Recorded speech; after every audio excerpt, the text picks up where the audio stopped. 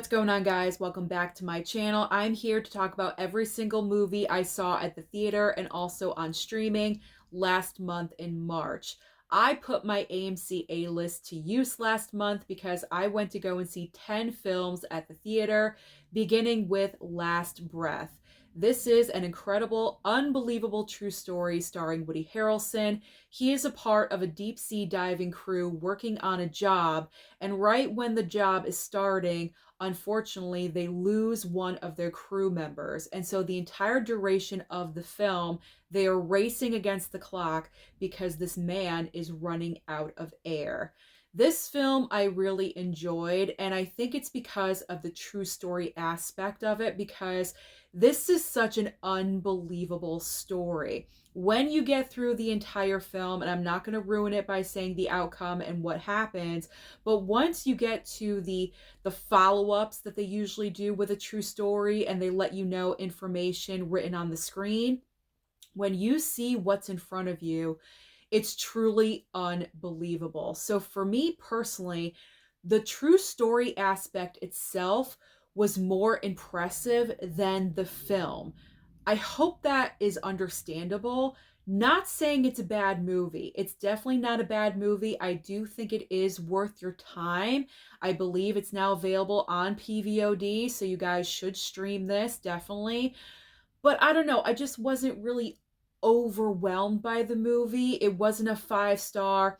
I gave it a 3. It's a solid 3-star movie. I just wish there was a couple of more aspects about the film that kind of elevated it for me, but that never really happened. But this is definitely worth your time. So I do recommend that you do watch it at home.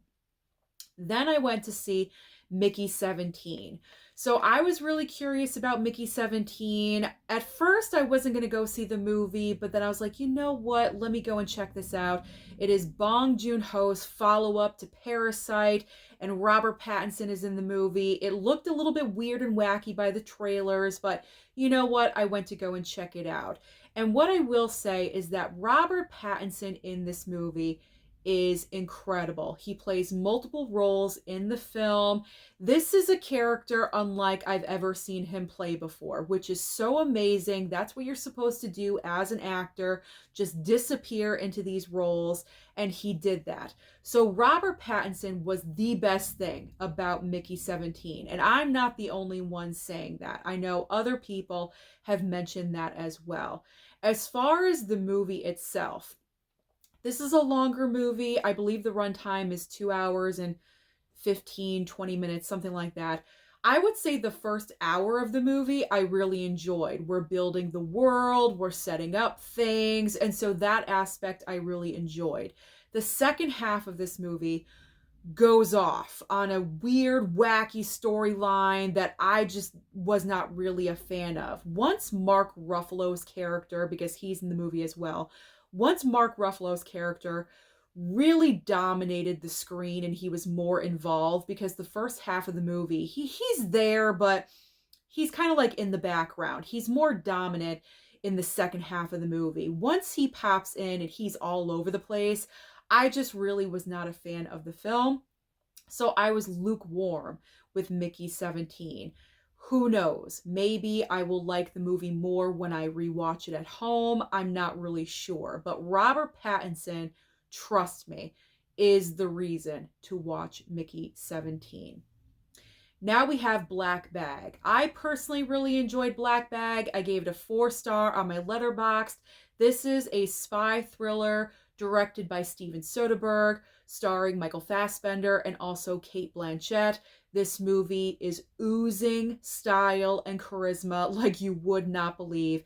Cate Blanchett looks phenomenal in this movie. This is the best I've ever seen her look. She is absolutely gorgeous.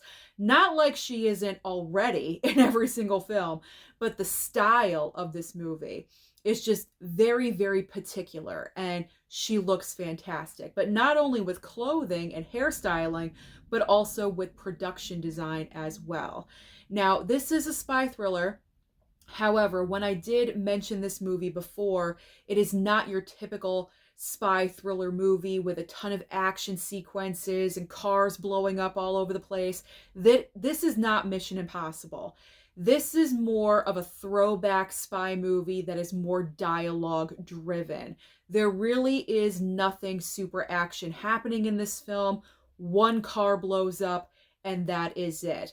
But I appreciated the difference. I did, because I feel like with this kind of genre, the action sequences pretty much dominate a movie like this. So to throw it back to something that is really all about dialogue, trying to find out who is the mole in the agency, I enjoyed it. I did enjoy it for what it was, but what I did enjoy most about Black Bag is the quick, short, and sweet 90-minute runtime, because with movies like this, they're usually over 2 hours, they overstay their welcome, and Black Bag does not. So I enjoyed the movie, and I recommend that you watch this one as well.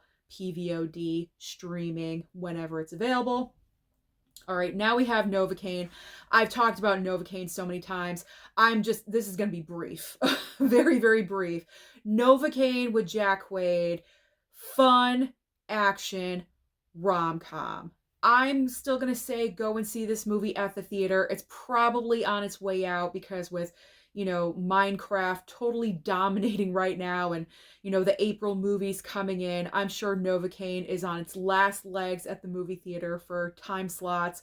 But if you have the chance to see the film, I highly recommend that you do. I feel like it is going to find its audience PVOD, and I hope that happens because this was such a fun, just ridiculous kind of movie where it's mindless entertainment, as I like to call it. And Jack Quaid, I thought, was perfect casting with this condition where he can't feel pain. And there were a lot of factors that normally you would not think about with this kind of condition that they added into the movie that I thought was just great. All those little details. So definitely check out Novocaine. The next film I'm going to talk about is called Opus. And if you're unfamiliar with this movie, the reason is probably because I don't think A24 really marketed the film very well, but it's a horror movie from A24 starring John Malkovich. I was curious. So I went to go and see this movie on like a random Tuesday or a Wednesday. And overall, I was disappointed with what was in front of me because I just expected a whole lot more. Now, Opus stars John Malkovich, as I said, and his character is a musician. He was extremely popular back in the day. His music was everywhere and everyone loved it. Very weird, very wacky kind of personality, off kilter. And then he just disappeared and went into hiding for about 30 years. So, where the movie's taking place is because he's making a reemergence. He is coming back. He has brand new music and he wants everyone to know about his return. And so he's kind of like gathering a bunch of journalists and influencers on his ranch for a weekend for full coverage of his entire comeback and what is happening. So, where I was disappointed with this movie was not in John Malkovich's performance, because he's definitely one of the best parts of the film, if not the best part of the movie. But I wanted more horror in this film. There were a couple of moments that I really did enjoy, but I thought the entire film overall as a whole could have done a lot more. I mean, you have a bunch of characters ready for slaughter on this ranch. There are a ton of characters in this movie. Like, this could have been a complete bloodbath if they wanted. And I feel like they just really held back, and I'm not really sure why. And then when the movie wraps up, I don't know. I just got this sense of like, this just really isn't a film that is very unique and original. Like, we've kind of seen this story before, kind of thing. So I just wasn't really impressed. And that's where the disappointment came in for me. So if you want to PVOD Opus, I'm sure you could right now, but I would say you can skip that one. Opus, you don't necessarily have to see. If the curiosity is there, go ahead and watch it, but I'm not going to say it's a high recommendation. All right, now we have Snow White. I actually did a review about Snow White because I wanted to go and see for myself. Is this film really as terrible as everyone is saying? And I am here to say that Snow White overall is not a bad movie. I think everyone is just treating Snow White extremely harsh. Is it perfect? Heck no. This movie is not perfect. Is it a complete dumpster fire? No. There are plenty of other movies out there that I've seen that are way worse than the live action adaptation of Snow White. I just feel like this entire movie got clouded with all of the controversy surrounding Rachel Zegler, Gal Gadot with her comments, and then you have the entire CGI dwarf situation. I do believe the CGI dwarf situation is probably the majority of the controversy because there's just so many people that were very unhappy with Disney's decision of ultimately making the dwarves CGI. And from my review video that I did, I've learned information that I did not know prior. Why Disney allowed the opinion of Peter Dinklage to change what they were planning on doing, I honestly have no idea. He's one person. One person. I could go on for days probably talking about this, and I won't. You guys know. We all know the situation, the controversy, and what was happening. To me, that was ridiculous. To make the dwarves CGI when every other character besides the animals in the movie are all regular human beings was just a dumb decision. Really, really dumb. So the movie itself is not bad. Is it perfect? No, absolutely not. It is not perfect, but it's not bad. I would watch the movie again. Of course, I'm not going to go to the theater to see it again. When it lands on Disney Plus, I'll watch it again. I'm not sure that I'll watch it after that, but I'll give it one more time. One more time on Disney Plus, and then I'll probably be done. But I do think that Snow White is getting a whole lot of overhate because of all of those controversies happening. Very, very unfortunate, but let's just move on. Let's just move on. All right. The Alto Knights. This is not a movie that I have discussed yet.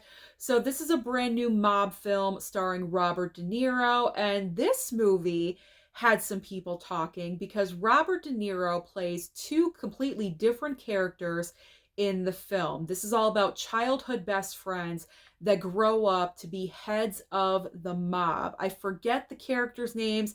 I want to say Frank Costello, and Genovese is the last name of the other mobster that Robert De Niro plays in the movie. So this is all about childhood best friends. They grow up in a life of crime. They grow up to be heads in the mob. And pretty much what happens during the duration of the film is that what goes on and what plays out in front of you is what ultimately takes down the entire mob. So I was really curious about this movie because number one, I love mob films. You guys know this. And then number two, this is a true story talking about an event that I had never heard of before. So I was definitely in for this film. So this is not directed by Martin Scorsese. You would think automatically it would be because it's a mob film and Robert De Niro is starring in it, but it is not. However, I will say it's from the creative minds of people that were involved with, I believe, Goodfellas and The Irishman. So these people knew how to create a mob movie. And for what it was, I was happy with the film. It's not a bad movie. It's definitely not a bad film at all. I believe I gave it a 3.5 star on my Letterboxd.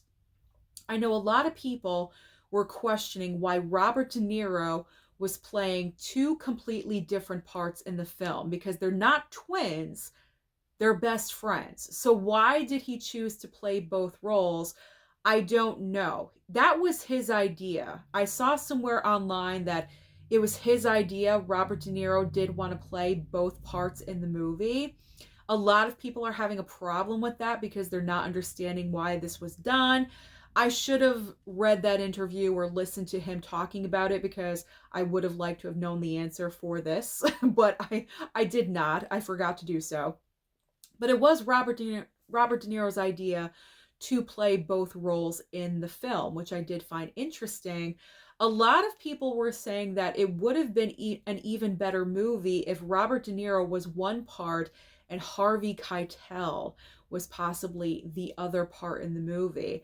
That definitely piques my interest, because those two playing off together, they work really well together. So that if that would have, enhanced the movie, having a different actor in the other role, that could have been good. That could have been good. So maybe that was a missed opportunity. But The Alto Knights is not a bad film. I really did enjoy it. It dropped knowledge on my brain. My only real complaint, well, I have two. The other one's kind of minor. My minor complaint about the movie, Deborah Messing plays the wife. If you guys are unfamiliar with her, she played Grace on Will and Grace, the TV show. So she plays the wife of Frank Costello's character, Robert De Niro's character, Frank Costello. I'm not really sure why she was chosen. She was just okay, and it just seemed like a massive age difference between the two of them. I didn't really buy that they were like a natural husband and wife situation, so I wasn't really the biggest fan of her casting, but that's like totally minor. The other like kind of negative that I have with this movie is that we never really get a full on, like, true through and through backstory with these childhood best friends. We see them in photographs, supposedly together, visuals. We get visuals, and that's it. We don't get an actual, like, I mean, there's like little, like, bit moments, I guess, as actors, acting scenes, growing up as these characters, but not like full on, you know what I'm saying? Like established scenes making us know that this is a concrete childhood friendship. Like these are best friends. I just wanted more of a deep dive with the past history. You know what I'm saying? Is that better? I think that's better. That was my one negative with this movie. I did not mind the fact that Robert De Niro was playing both parts, because one part, he pretty much looked like himself, but with makeup, they probably altered him just a little bit. And then the other role, when he was Genovese, I cannot remember his, I want to say Vito, but that may be wrong. When he's playing the Genovese character, he's wearing a hat and he always wears sunglasses, but you could tell that with prosthetics, with makeup, they did change his face. So it's not like he looks like Robert De Niro with both roles. He's not like looking like a twin situation. They did alter what he looked like. I didn't mind him. I did not mind him playing both parts. That did not bother me. I enjoyed the movie. There, let's move on. Let's move on. I'm just like saying the same stuff all over and over again. Okay. Locked. I went to go and see Locked because when you have a movie with Bill Skarsgård and Anthony Hopkins, my curiosity is piqued with that one. And so what's happening with Locked, I did previously talk about this movie, so I will be quick. We have Bill Skarsgård, who is a petty thief, and he needs some money to get a car fixed. And so he spots this big, black, beautiful SUV ripe for the taking in this random parking lot. He opens up the door. He doesn't even have to crack it. The door is unlocked, so that should be suspicion number one.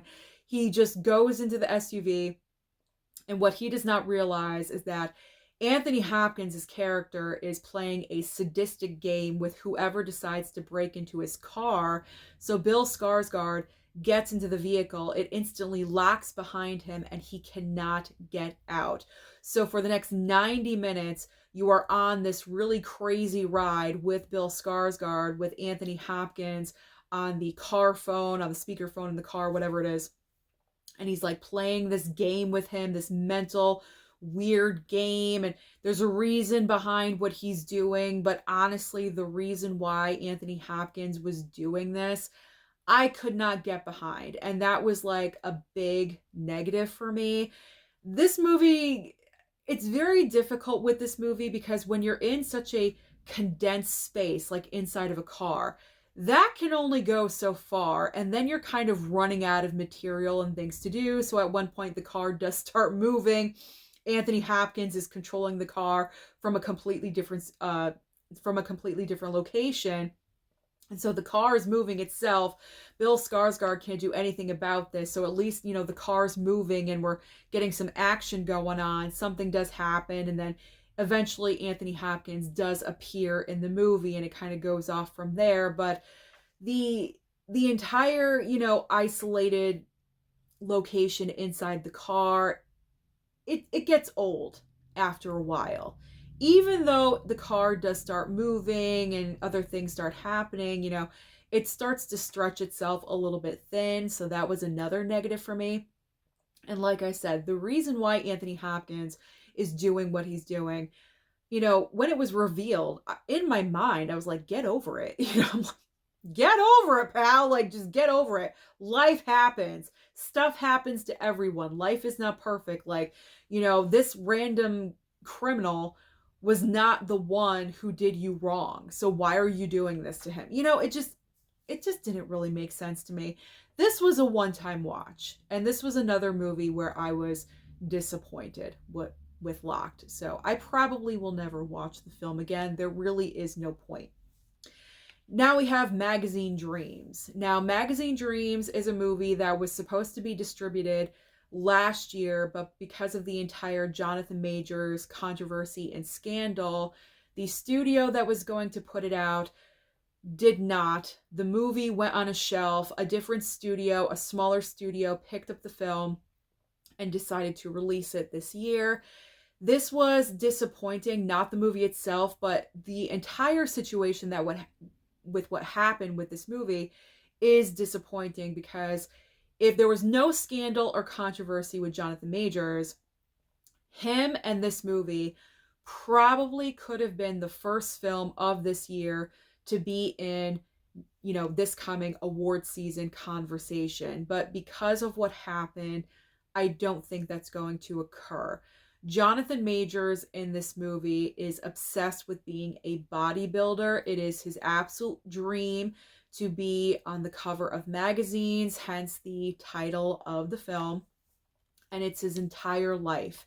He's completely obsessed with his body, everything that he's eating. He's on a strict regimen. He's constantly working out. He is just so aggressive with it. He's laser focused. He's dedicated. But at the same time, as you're seeing all these montages, you're also seeing throughout the course of the film that mentally he has a lot of problems and a lot of issues. And because of that, he's not dealing with those problems and issues. So they're going to create problems with what he wants to do with his career as far as being a bodybuilder. And there's a lot of things that happen in the movie that are examples of that. He has a lot of trauma surrounding his parents.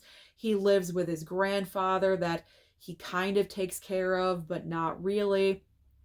This movie's deep. And it gets dark. This is a very dark movie.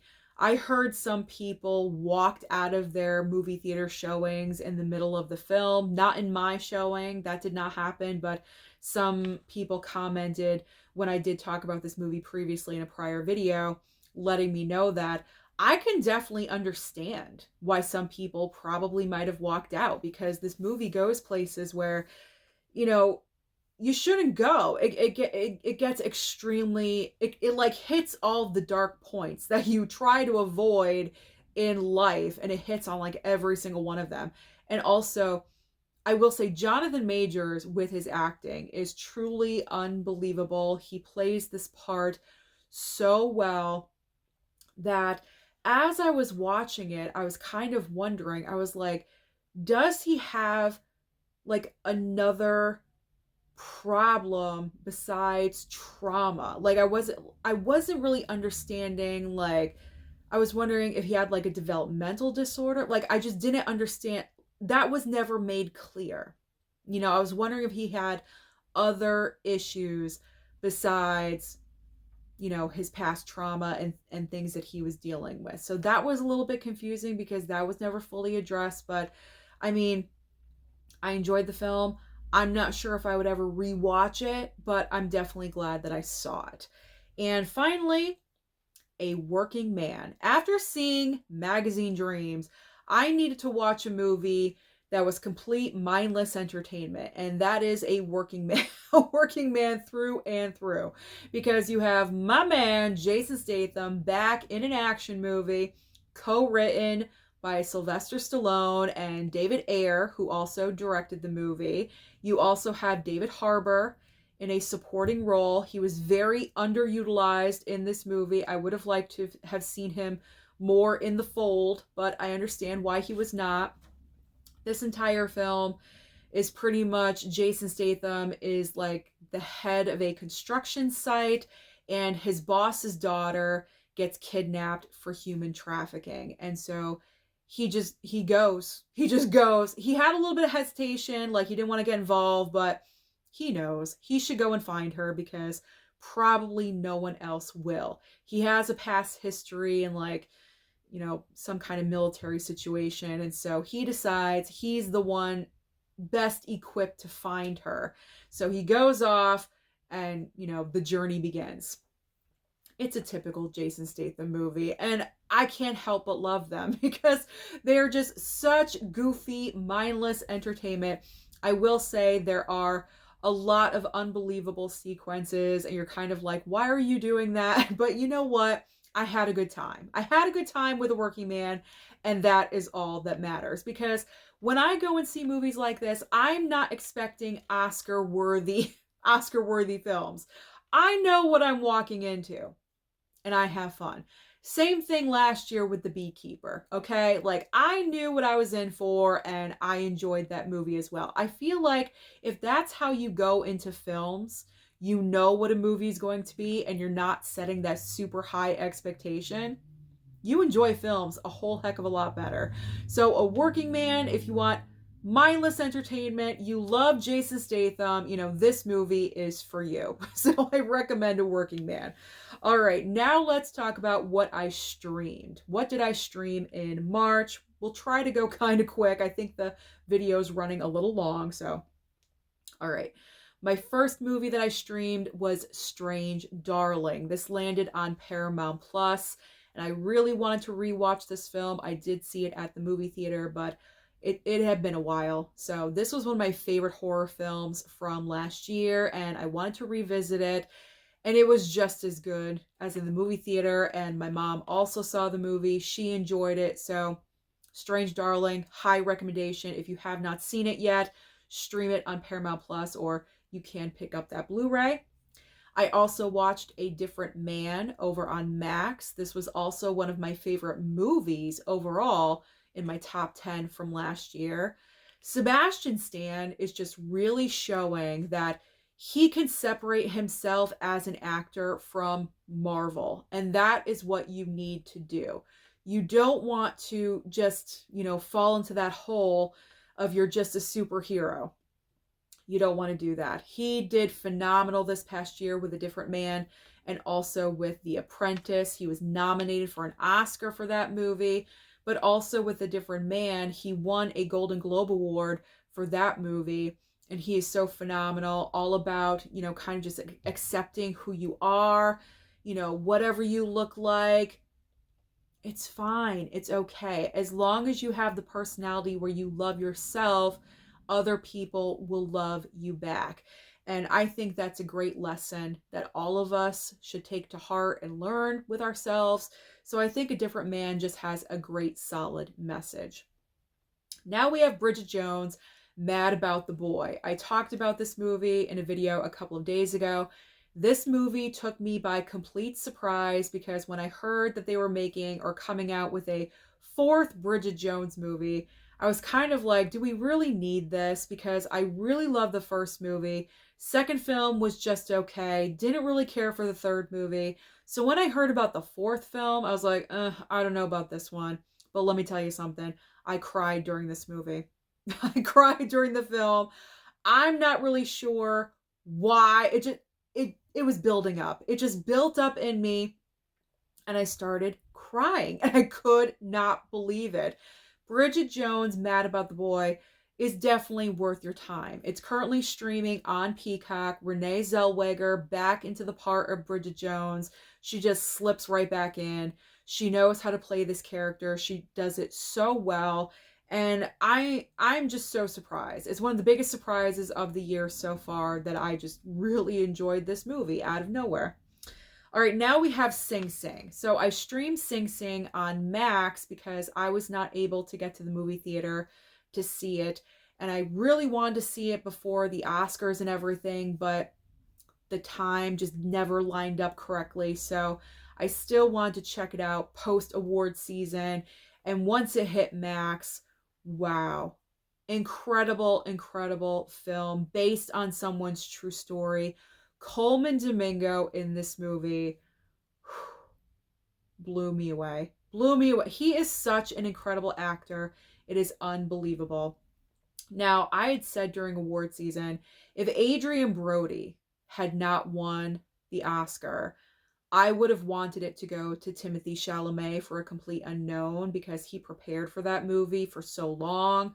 But after seeing Sing Sing and Coleman Domingo's performance, I'm not really sure because his performance was just so amazing as well. Had a couple of great moments that were, award worthy for an Oscar. It was a tough season. It really was a tough category for Best Actor because all of those performances were just so incredible. So I'm really happy that I finally saw Sing Sing. High recommendation for you guys to watch it as well. It's a little slow, I will say. It's a slow burn, but once you get there, it is very satisfying and it pays off. And Clarence Macklin, let me not forget about him. How did Clarence Macklin not receive a Best Supporting Actor nomination? That is a crime. Absolute crime and a shame.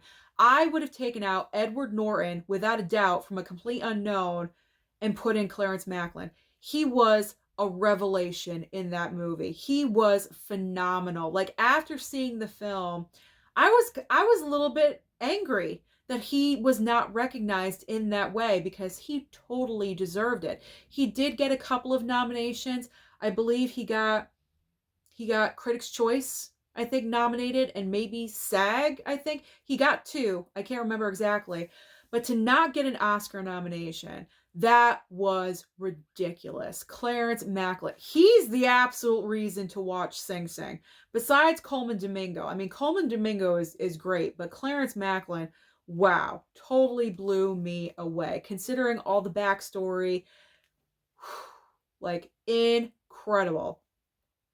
Watch it. Watch Sing Sing. It's so good. So A Complete Unknown is next on my list. Speaking of A Complete Unknown, I had to rewatch this movie when it hit Hulu because I love biopics, as you guys know. And if I had seen A Complete Unknown during the year of 2024, this would have been in my top 10 movies of the year. But because I did not see it, I didn't see it until I believe January of this year, it could not be on my list. But man, I really love this film. I feel like it's kind of divisive just a little bit. Either you really enjoyed it or it was like just okay, you didn't really care for it.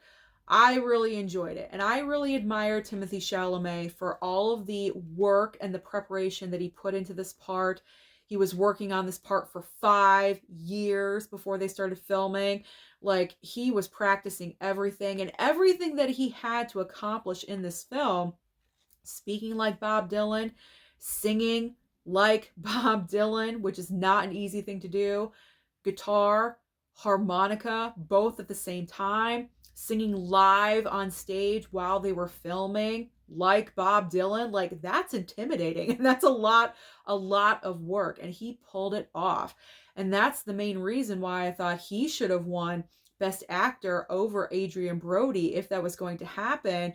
But then Coleman Domingo's performance, after seeing that, put a little bit of doubt after I saw Sing Sing. But I mean, Timothée Chalamet was just so good. And then you have Monica Barbaro in the Best Supporting Actress. Elle Fanning was excellent in the movie as well. Edward Norton, man, I have to be in the category of I don't understand why he was nominated for Best Supporting Actor. He was good. He was good in the movie, don't get me wrong. But to get nominated the entire season, not missing a spot anywhere, I don't understand that. Nothing in his performance was like, wow, he's so amazing. That did not happen. He received that Oscar nomination because he'd received, probably like 3 nominations prior. They wanted to give him another one. Like, it was one of those A Complete Unknown was one of those movies that just got nominated everywhere for everything. It completely dominated, and then it won nothing. It was one of those movies of the Oscars this year, which was, kind of unfortunate. I'm rambling, but as a whole, I enjoyed A Complete Unknown a lot because I didn't really know much about Bob Dylan, and A Complete Unknown changed that. All right, the final movie, and I'm not going to drag on and on about this one. It's Mufasa. Mufasa the Lion King. When it landed on Disney Plus, my mom wanted to see it because my dad and I had already seen the movie. We went to the theater to see it on New Year's Day. That was our first movie of the year. But you know what? It was fine watching it again. I've said this before, it is not a perfect movie. It's not going to live up to the legacy of the very first Lion King film. Nothing ever will. But you know what? There's no true major complaints about the movie except for the fact that when like the reveal happens of, like what caused, Scar to turn against Mufasa, the reasoning, I was like, that's the reason, like, come on. Like, I thought it was kind of lame, and then, the songs just aren't really as memorable as the first film because with the first Lion King movie, I can sing every single song, word for word. That's not happening with Mufasa the Lion King. I don't remember any of those songs except for the little snippet of, I've always wanted a brother. That's it. Like, that's all I remember from that movie and nothing else. But overall, I'm fine with Mufasa the Lion King. No major huge complaints, just what I mentioned, and that's pretty much it. So if you want to watch Mufasa, it is currently available on Disney Plus. So that is it. Those are all the movies that I streamed and also watched at the movie theater last month in March. So comment down below and let me know what you ended up watching. Don't forget to like and subscribe before you leave, and I'll see you next time.